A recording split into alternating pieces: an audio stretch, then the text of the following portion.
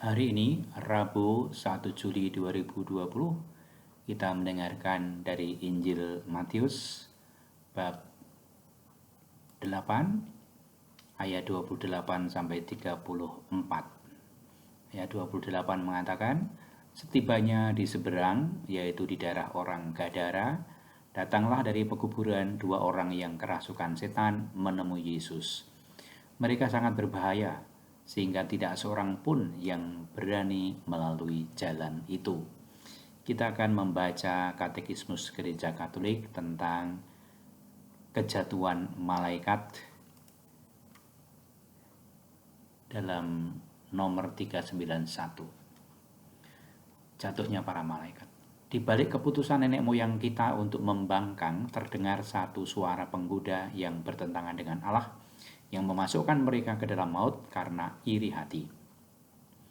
Kitab suci dan tradisi melihat dalam wujud ini seorang malaikat yang jatuh, yang dinamakan setan atau iblis. Gereja mengajar bahwa ia pada mulanya adalah malaikat baik yang diciptakan Allah.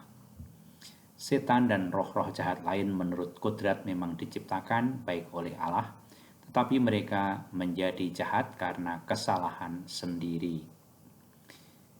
Kitab suci berbicara mengenai satu dosa para malaikat yang jatuh. Jatuhnya mereka dalam dosa merupakan keputusan bebas roh-roh yang tercipta ini, yang menolak Allah dan kerajaannya secara radikal dan tetap. Kita mendengar satu gema dari pemberontakan ini dalam apa yang setan katakan kepada nenek moyang kita. Kamu akan menjadi seperti Allah. Setan adalah pendosa dari mulanya, bapa segala dusta. Karena sifat tetap keputusan mereka yang tidak dapat ditarik kembali, dan bukan karena kekurangan belas kasihan ilahi yang tidak terbatas, maka dosa para malaikat itu tidak dapat diampuni. Bagi mereka tidak ada penyesalan sesudah jatuh, sama seperti bagi manusia sesudah kematian. Demikian Yohanes dari Damaskus. Kitab suci memberi kesaksian tentang pengaruh yang mencelakakan dari dia yang Yesus namakan pembunuh sejak awal. Ya, dan yang malahan mencoba menyesatkan Yesus dari perutusan yang diterimanya dari Allah. Untuk inilah Anak Allah menyatakan dirinya, yaitu supaya ia membinasakan perbuatan-perbuatan iblis itu. Yang paling banyak membawa malapetaka dari semua perbuatan ini ialah godaan yang penuh tipu muslihat yang telah menyebabkan manusia tidak mematuhi Tuhan lagi. Tetapi kekuasaan setan bukan tanpa batas. Ia hanya ciptaan belaka. Walaupun kuat karena ia adalah roh murni, namun ia tetap saja makhluk.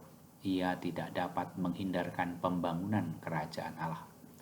Setan ada di dunia karena kebenciannya terhadap Allah, dan ia bekerja melawan kerajaannya yang berlandaskan Yesus Kristus. Usahanya membawa kerugian fisik bagi tiap manusia dan tiap masyarakat. Walaupun demikian, usahanya itu dibiarkan oleh penyelenggaraan ilahi yang mengatur sejarah manusia dan dunia dengan penuh kekuatan dan sekaligus dengan lemah lembut. Bahwa Allah membiarkan usaha setan merupakan satu rahasia besar. Tetapi kita tahu bahwa Allah turut bekerja dalam segala sesuatu untuk mendatangkan kebaikan bagi mereka yang mengasihi Dia. Dalam Roma bab 8 ayat 28. Allah turut bekerja dalam segala sesuatu untuk mendatangkan kebaikan bagi mereka yang mengasihi Dia. Maka dalam gambar ini, 2 orang yang kerasukan setan mendapatkan kebaikan kembali, mendapatkan keutuhannya dari Tuhan Yesus yang mengusir roh jahat yang ada di dalam dirinya. Demikian pembacaan katekismus hari ini, semoga memberi inspirasi, berkah, dan